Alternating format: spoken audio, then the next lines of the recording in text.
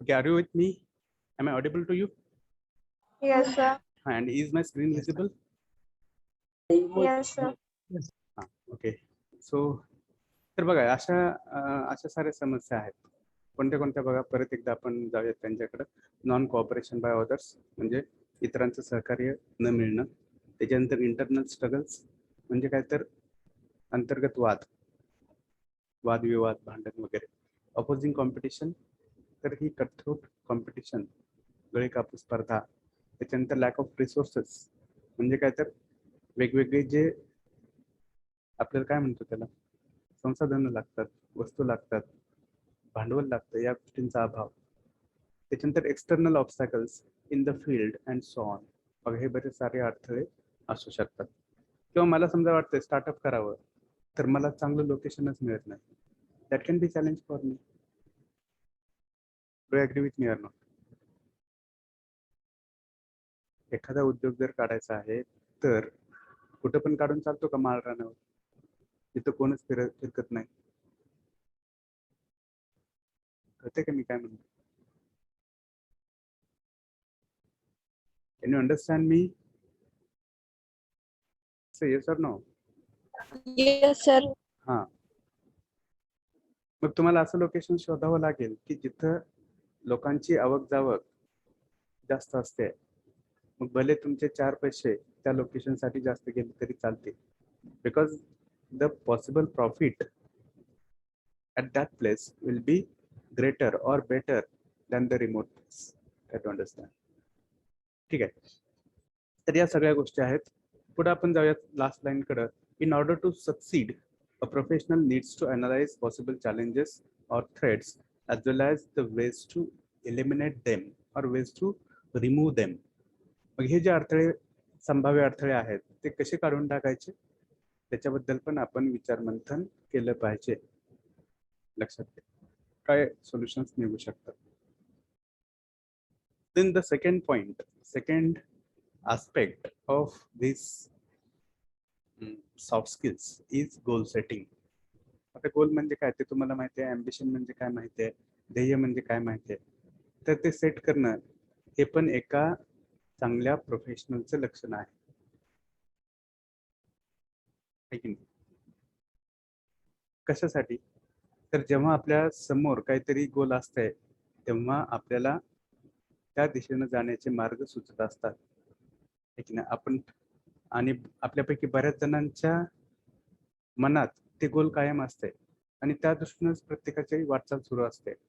त्या दृष्टीनेच आपण स्वतःला असे हे लावून घेतलेलं असतं. लक्षात घ्या. whatever those horses have, the same type of compartment is there, or we create that compartment for ourselves, taking into consideration our goal. Okay.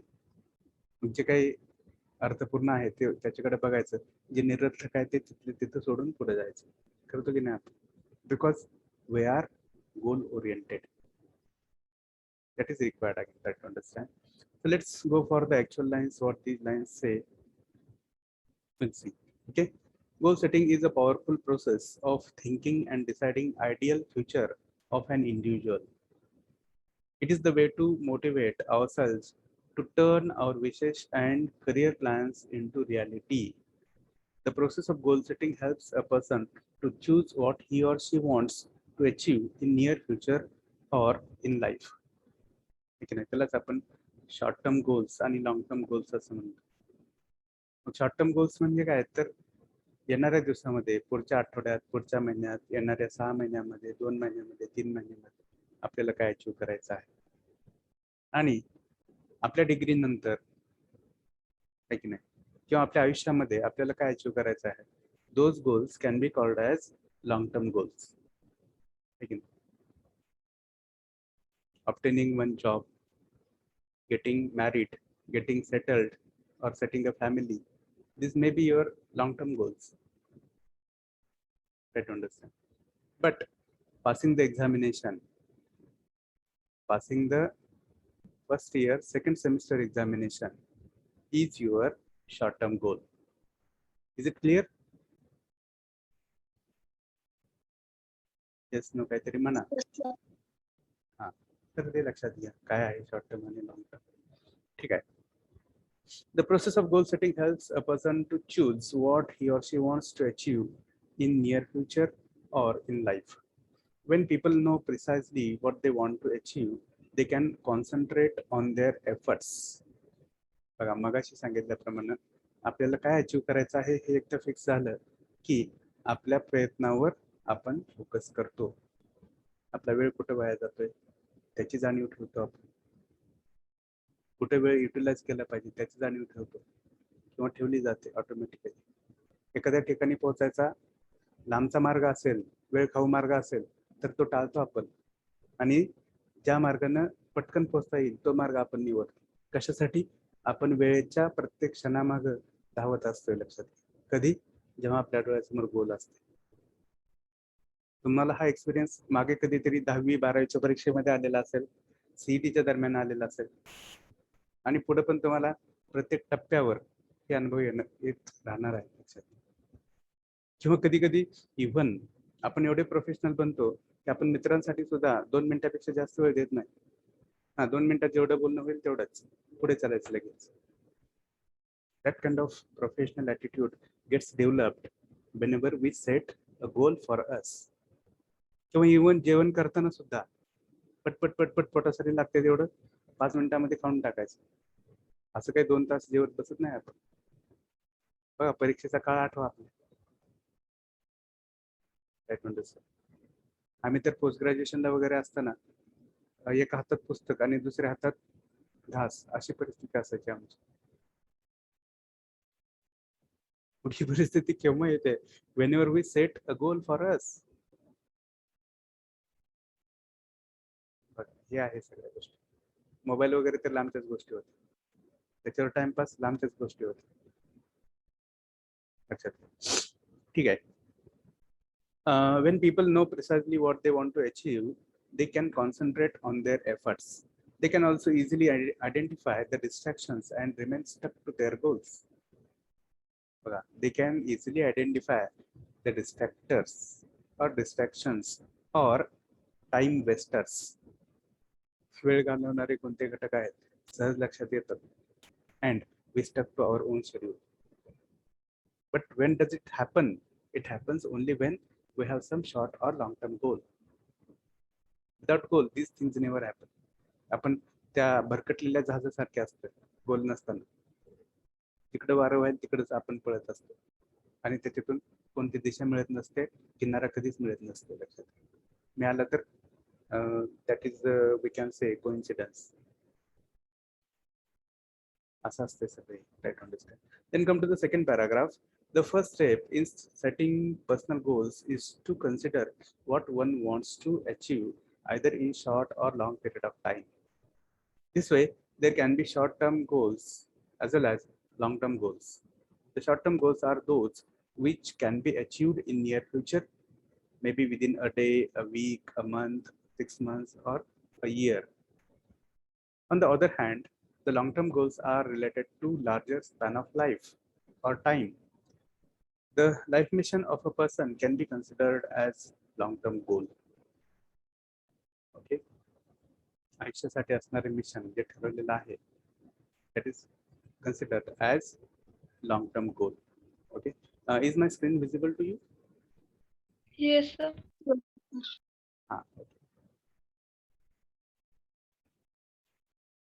Okay.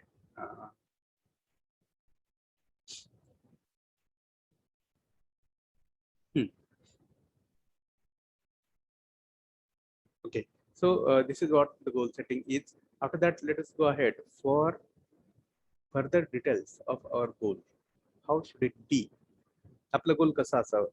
तर मी तुम्हाला एका शब्दात सांगतोय, आपलं गोल हे स्मार्ट असावं. स्मार्ट म्हणजे कसं? तर बघा इथे तुम्हाला दिसतंय दिस एस स्टँड्स फॉर स्पेसिफिक. नेमकेपणा पाहिजे त्याच्यामध्ये. नंतर काहीतरी करायचं अचीव माहिती आहे आपल्याला. नाही मला काहीतरी करायचंय आयुष्यामध्ये, काहीतरी करायचं. अरे पण काय करायचंय? नेमकं काय करायचंय ते स्पेसिफिक असलं पाहिजे. ते आपण डिफाईन केलं पाहिजे. तर हे त्याच्यामध्ये आहे. किंवा इट शुड बी सिग्निफिकंट. त्याला काहीतरी व्हॅल्यू, अर्थ असला पाहिजे, महत्त्वाचा असलं पाहिजे. कोणासाठी? आपल्यासाठी, आपल्या कुटुंबासाठी आणि आपल्या समाजासाठी पण ते महत्त्वाचं असलं पाहिजे. त्यातून काहीतरी meaningful contribution should happen out of your goal to the people who are connected to you, maybe from family or maybe from society. ठीक आहे. देन दुसरा आहे मेजरेबल. मेजरेबल म्हणजे काय? आपण त्याचं मापन करू शकतोय. कोणत्या टप्प्यावर आपण काय अचीव केलंय त्याचं आपल्याला मापन करता आलं पाहिजे, मोजता आलं पाहिजे. मला समजा वाटतं की मला चांगलं कम्युनिकेशन आलं पाहिजे. मग नुसतं चांगलं कम्युनिकेशन आलं पाहिजे ही भावना ठेवणं आणि त्या दृष्टीनं स्टेप बाय स्टेप एक एक गोष्टी समजून घेणं, या दोन वेगळ्या गोष्टी आहेत. आणि जेव्हा मी जे काय करतोय त्याच्यातून काहीतरी अचीव होते असं मला वाटायला लागतं, that time we can say that your success can be measured. मला समजा पहिल्या दिवशी टेन्सेस कळाले आहे की नाही, कोणता कुठं वापरायचा, कसं बोलायचं हे कळालं. मी म्हणेल 20% तर मला त्यातलं ज्ञान कळालं. परत 4 दिवसांनी 8 दिवसांनी 30% समजलं, समजा कळालं, 40% होते. At times we may differ, but we should measure where we are as far as our goal is concerned. ठीक आहे. Then the next is A, means attainable or action oriented. Attainable means something that we can achieve. नाहीतर मला असं वाटतंय की माझं स्वतःच एक विमान असावं.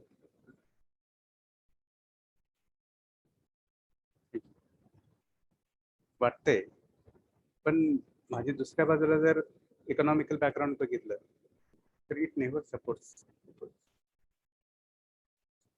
So what ever my dreams should be, they should be on the basis of my capacities, may it be physical capacities, mental capacities, economical capacities and whatever. Are you clear? Yes, sir. हा. त्याच्यानंतर पुढचा आहे R. R stands for relevant. जे काही गोल आहे ते relevant असलं पाहिजे. कशाशी? माझ्या सध्याच्या अकॅडमिक बॅकग्राऊंडशी किंवा एक्सपिरियन्सशी. समजा मी इंजिनिअरिंगचं शिक्षण घेतोय आणि माझ्या डोळ्यासमोर गोल आहे डॉक्टर होण्याचं. Can it be attained or can we call that goal to be relevant? Relevant to what I am currently. आहे का ते? तर मी जो कोणी आहे, जिथं आहे त्याच्याशी ते गोल रिलेट होतं का? नाही. म्हणून ते गोल रिलेव्हंट असणं गरजेचं आहे. And the last one is time bound. Time bound, वेळेला बांधलेलं असणं गरजेचं आहे. नाहीतर माझं समजा गोल आहे डिग्री पास व्हायची आणि मी त्याच्यासाठी 8 वर्ष लावतो, 4ची 8 वर्ष लावतो. What will happen? Is it be a worthy goal? No. Try to understand. That is the thing.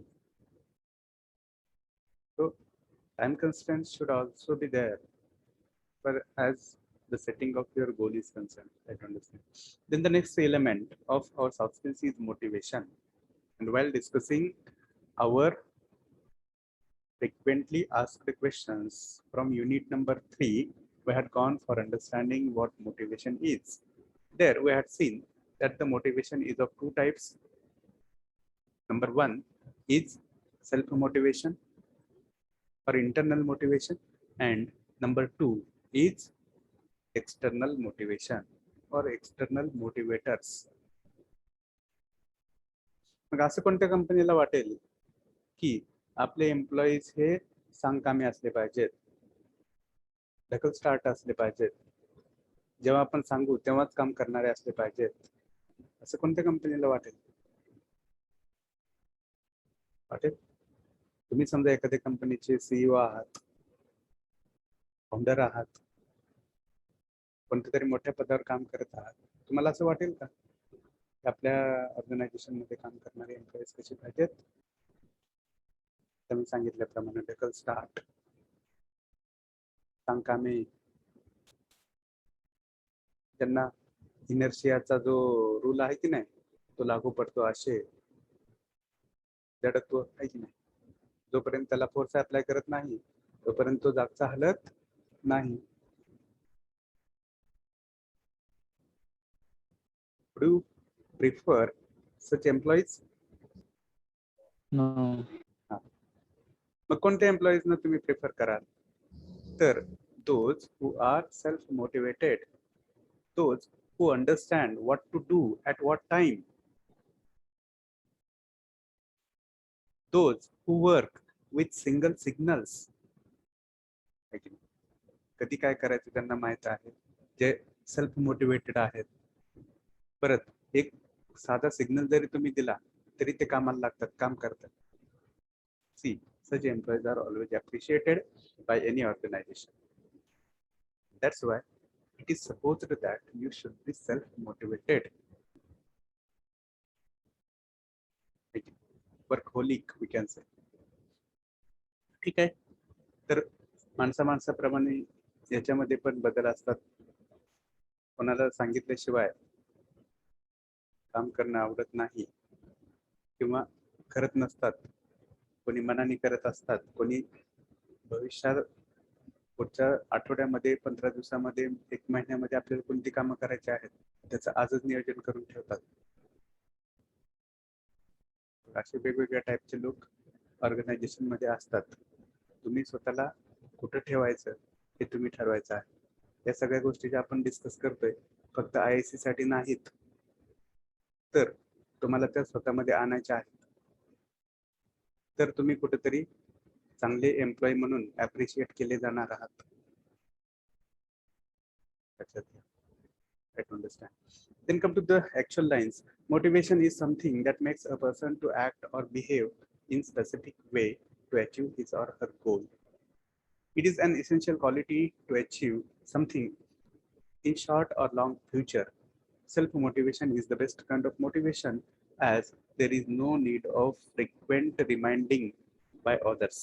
सारखं सारखं जाणीव करून देण्याची गरज नसते कोणाला, जो कोणी सेल्फ मोटिवेटेड आहे त्याला.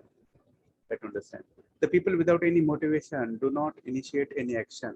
आणि ज्यांच्या समोर काही मोटिवेशनच नसते ते कोणतीही क्रिया करायला, कोणतेही काम हाती घ्यायला नक्कीच तयार होणार नाहीत. लक्षात, कारण त्यांना काही तसं एमच नाही आहे त्यांच्यासमोर काय अचीव करायचं आहे म्हणून. लक्षात, चांगलं जीवन जगायचं आहे, सध्या आहे त्यापेक्षा चांगल्या परिस्थितीमध्ये जीवन जगायचं आहे, कशाची चणचण असणार नाही आपल्या पुढच्या आयुष्यामध्ये, असं ठरवलेलं आहे त्यांनी.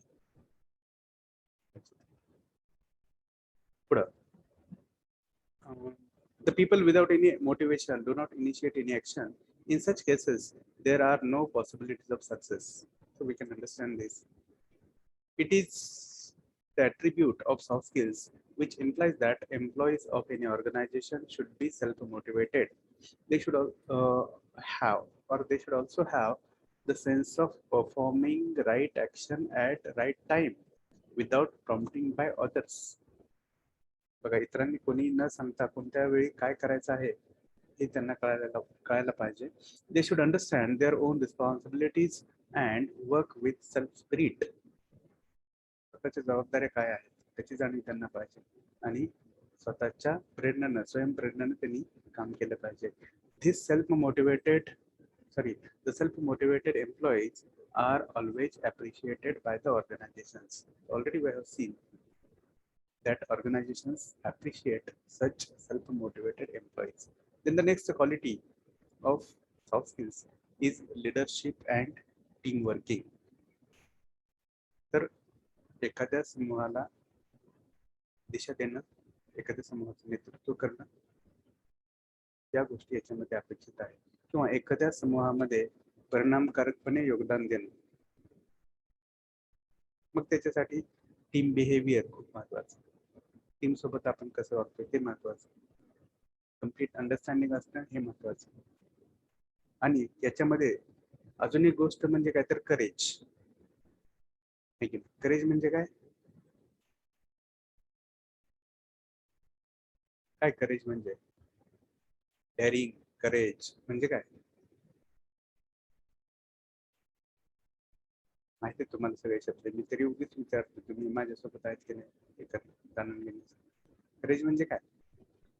धाडस. हा, करेक्ट. तर त्या गोष्टी याच्यामध्ये आहेत. एकदा वाचून घ्या, you will understand. Okay, we don't have that much time to go for each and every line. Okay, काय अपेक्षित आहे एवढं लक्षात ठेवा, that will be sufficient. And after your examination you can just have a look at all these things. You will get to know something. पण बऱ्याच वेळा असं होतं की आपल्याला कळत सगळं असतंय, पण आपल्या प्रॅक्टिकल लाईफमध्ये ते आणण्यात आपण कमी पडत असतो आणि तिथं आपली सेल्फ डेव्हलपमेंट थांबत असते. लक्षात, आपल्या आजूबाजूला गोष्टी तर खूप आहेत, भरपूर साऱ्या चांगले विचार खूप आहेत, पण इम्प्लिमेंटेशनचं काय, ते फॉलो करण्याचं काय, हा मोठा प्रश्न असतो. तर फॉलो करायला शिका. आज ना उद्या तुम्हाला त्याचे बेनिफिट्स मिळणार आहे, वाया जाणार नाहीये तुम्ही या गोष्टी फॉलो केल्या. लक्षात. तर ठीक आहे, तर हे सगळं आहे याच्यामध्ये. त्याच्यानंतर वेळ कमी असल्यामुळं आपण थोडंसं क्विक जाऊयात. पुढचा घटक आहे इथिकल व्हॅल्यूज. त्यालाच आपण म्हणतोय नैतिक मूल्य. नैतिक हा शब्द नीती या शब्दापासून बनलेला आहे, की ज्याचा अर्थ होतो वागणूक. नीती म्हणजे काय? आपण म्हणतो की नाही, त्याची नीती चांगली आहे, नीती चांगली नाही, म्हणजे काय? वागणूक. लक्षात. हे वागणुकीचे नियम किंवा आपल्याला ह्युमन व्हॅल्यूज माहिती आहेत. तुम्ही UHV शिकलेले आहात, है की नाही? त्याच्यामध्ये शिकलेले आहात की इक्वॅलिटी काय असते, फ्रॅटर्निटी काय असते, है की नाही, ह्युमॅनिटी काय असते. हे सगळे व्हॅल्यूज आहेत, मूल्य आहेत. त्या मूल्यांची जपणूक तुमच्याकडून ॲज अ एम्प्लॉई, त्या सगळ्या मूल्यांची जपणूक तुमच्याकडून होणं अपेक्षित आहे. याचा अर्थ असा नाही की नेहमीच तुम्ही एक गालावर मारलं तर दुसरा गाल पुढं करा, असं नाही आहे. Are you clear? Is it clear? सांगा, होय नाही म्हणा काहीतरी. Yes sir. हा, तर बाकीच्या ह्याच्यामध्ये काय गोष्टी आहेत बघा. इथिक्स हा शब्द एथॉस या ग्रीक शब्दापासून बनलेला आहे. याचा अर्थ आहे अ व्हॅल्यू, अ कस्टम और अ कॅरेक्टर. व्हॅल्यू म्हणजे काय? मूल्य. कस्टम म्हणजे रीत, पद्धत, आहे की नाही, कशाची? वागणुकीची. Different values are fundamental in our life and they are reflected through all choices we make. बघा, तुम्ही, मी जीवनामध्ये प्रत्येक वेळी, प्रत्येक टप्प्यावर निवड करत असतो, सिलेक्शन करत असतो. हे चांगलं, ते वाईट, हे करूया, हे नको, हे चांगलं आहे, हे वाईट आहे. तर that is the thing which happens according to our ethical values. है की नाही? जसं रस्त्यावर आपण जातोय आणि ऍक्सिडेंट पाहतोय शेजारी, काही जण थांबतात, काही जण तसंच जातात. हे कशावर डिपेंड आहे?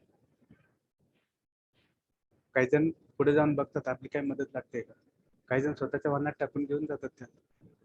बघा, हे सगळे व्हरायटीज आहेत लोकांच्या. And these varieties have the base of their own ethical values. The same thing is applicable in organizational life also. So it is always good to be good. ठीक आहे, त्याच्यापेक्षा जास्त सांगत नाही, वाचून घ्या, तुम्ही इनफ मॅच्युअर आहात. त्याच्यानंतर पुढे आहे स्ट्रेस मॅनेजमेंट. तर हा स्ट्रेस तुमच्या फिजिक्स मधल्या स्ट्रेसपेक्षा वेगळा आहे.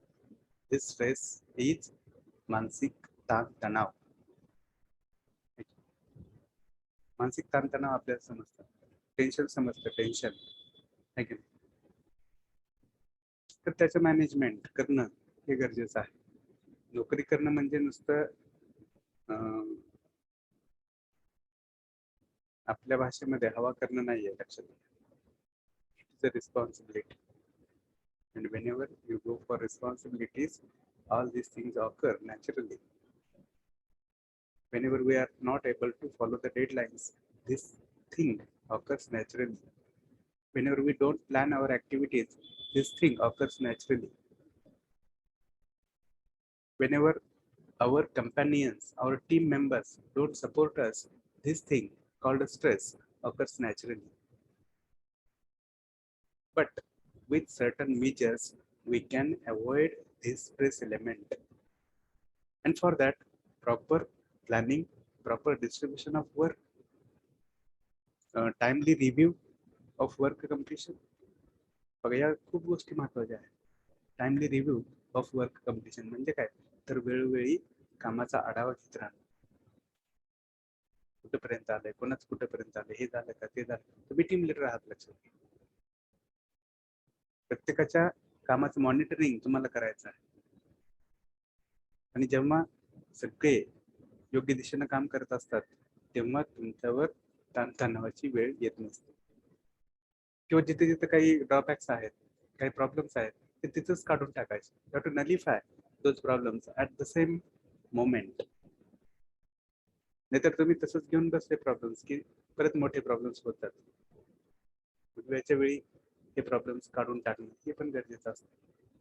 रिप्लेसमेंट करणं. कधी कधी एका पदावर काम करणाऱ्या व्यक्तीकडून ते काम होत नसेल तर त्याच्या जागी दुसऱ्या व्यक्तीला नेमणं हे पण गरजेचं असतं. एखादा काम न करणारा नॉन वर्किंग ऍसेट असेल तर त्याला रिमूव्ह करणं गरजेचं असतं. आपलं कसं असतंय, आपण इमोशनल जातो, हे असं कसं करायचं, त्याला काढून टाकायचं कसं, आपल्या कामात भावनिक पूर्ण आपण हे करतो.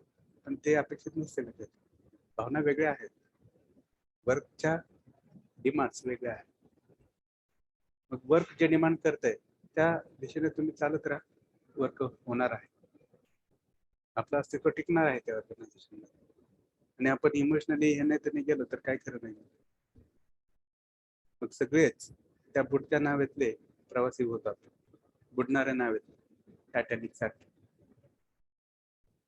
मग ऑर्गनायझेशन पण बुडते आणि त्याच्यासोबत आपण पण बुडतो, किंवा आपण पण बुडतो आणि आपल्यासोबत ऑर्गनायझेशन पण बुडतो. Right orders. आणि हे व्हॅल्यूज कोण सांगत नाही तुम्हाला, हे वर्कप्लेस मध्ये गेल्यानंतर अनुभवातून तुम्हाला शिकायला मिळतं.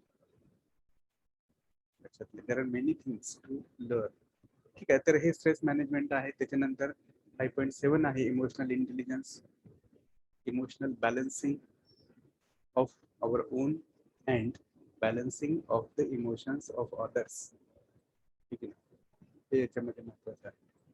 आणि भावना वेगळ्या ठेवणं आणि जबाबदाऱ्या, कर्तव्य वेगळी ठेवणं, हे ज्याला जमतं तो यशस्वी होतो. याच्यामध्ये ऍडिशनल काही गोष्टी असतील समजून घ्या, शिकून घ्या.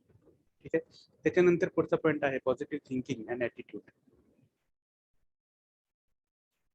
ते आपल्याला पॉझिटिव्ह थिंकिंग काय असते, पॉझिटिव्ह ॲटिट्यूड काय असते, का गरजेचे असते, तर ते याच्यामध्ये आहे.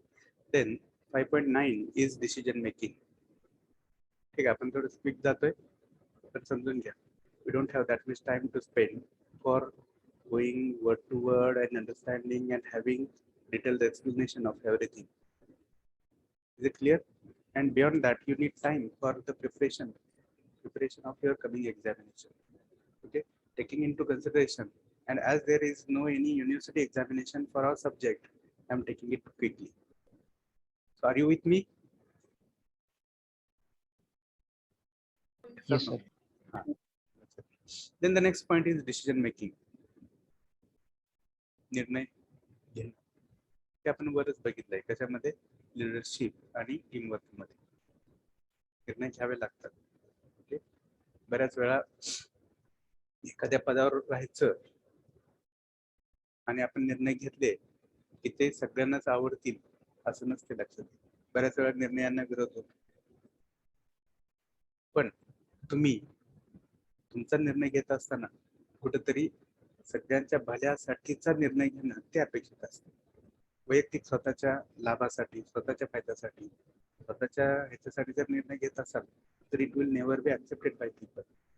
But Wien ever people have trust that whatever decision you have taken is good for betterment of the group, then people appreciate you or people support you. Try to understand. म्हणून कोणताही निर्णय घेत असताना इतरांची मतं पण लक्षात घेणं गरजेचं आहे. मला काय वाटतंय यापेक्षा ग्रुपला काय वाटतंय हे पण खूप महत्वाचं असतं. This is called as democratic way of decision making. Being the citizens of democracy or a democratic nation, we can understand what democracy is.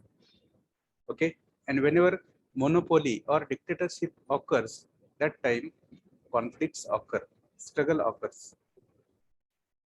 I hope it is clear to you. Okay, then the next one, 5.10 is creativity. Creativity is the ability to bring something new into existence. त्यालाच आपण थोडा वेळ जुगाड असं म्हणतो. जुगाड करून पण आपण आपले प्रश्न सोडवत असतो आणि जुगाडामध्ये पण काहीतरी नाविन्य असते, वेगळेपणा असते. जे सोर्सेस किंवा रिसोर्सेस अवेलेबल आहेत त्याच्यामधून आपण आपला तो प्रश्न सोडवत असतो. Nothing wrong in it.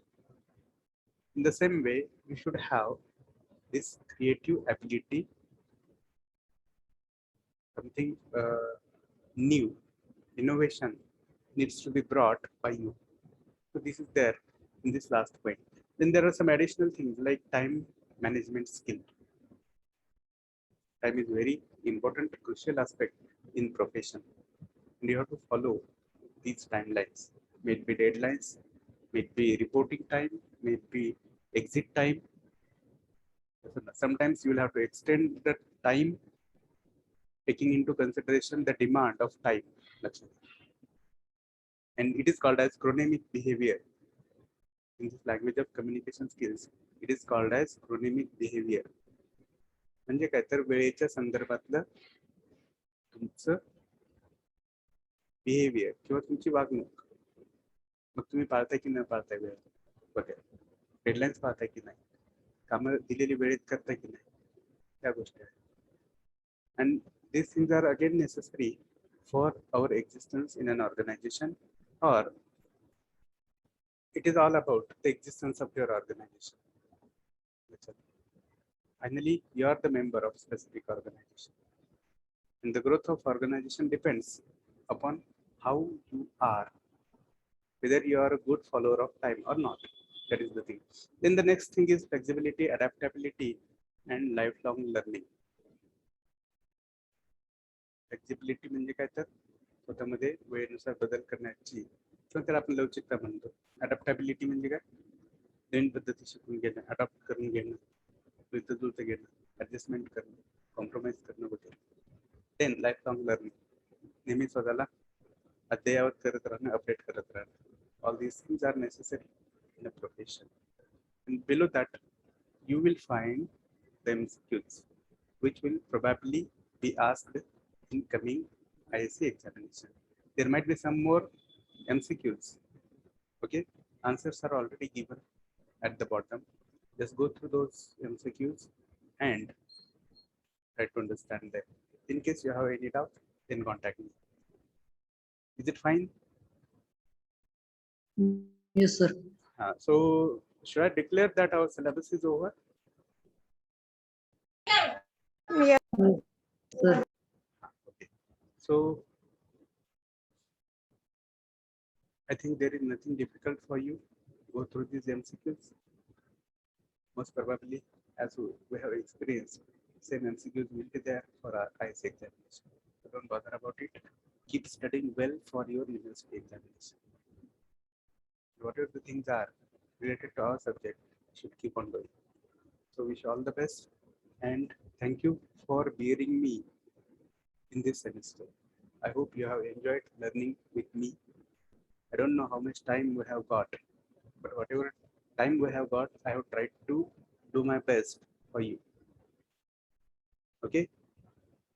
With this note, let us stop here for now, and let's go ahead for the attendance. I'll take the present numbers only today because the number is very less. Okay.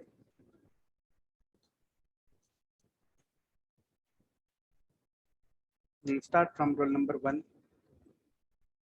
तुम्ही उच्चारायचा. Present, sir. Then 3. Present, sir. 5. Present, sir. 8. 16. Okay. Then 17. Then Yes, sir. Okay. Then 21. Present. 21, are you there? Yes, sir. Then 26, then 27, 29. Okay, all these are present. Then 31 is present. Then 33 is present. Then 34, 46, 34, 46, then 49, 52, 54, 57, and 63. Okay. Okay, Sir, Janjali- roll number 2 is also present. okay, roll number 2 is present. ठीक है. Sir, 16 present. 60, Present 6. 16 present. 60, right? Or 16? 16. Sir. 16. Okay, 16. 16. Okay. Okay, so let us stop here for now. Wish you all the best. Thank you.